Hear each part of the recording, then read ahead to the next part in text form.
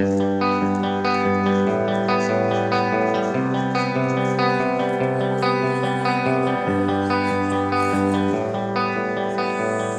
में मतदान से ठीक पहले सीमापुरी में एक मॉडल पोलिंग बूथ बनाया जा रहा है। इस मतदान केंद्र में दिव्यांगों के लिए मतदान के समय समावेशी और सुलभ सुविधाएं उपलब्ध हैं। ऐसा पहली बार हुआ है जब 43 साल की मीनू, जो शारीरिक रूप से दिव्यांग हैं, ने मतदान केंद्र अधिकारी के रूप में स्वयं सेवा की है।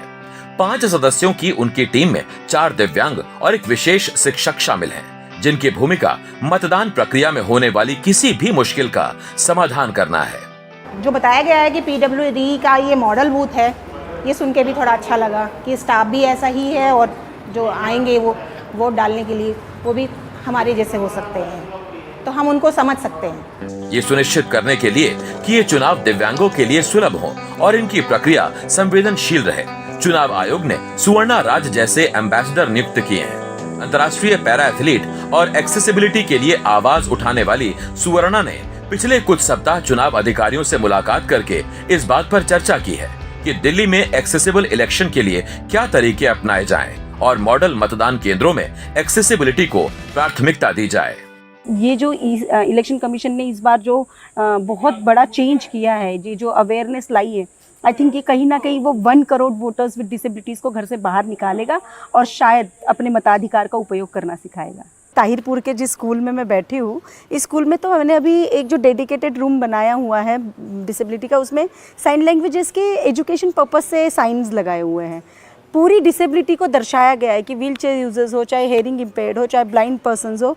और चाहे ऑटिस्टिक कोई भी डिसेबिलिटी हो, उन सब के लिए वो जो अभी हमने रूम देखा है, इट्स सुपर्ब। एक्सेसिबल इलेक्शन के लिए चुनाव आयोग के ये बड़े प्रयास कई मायनों में कारगर रहे हैं और इनसे अगली बार के लिए कुछ और बेहतर करने की सीख भी मिली है,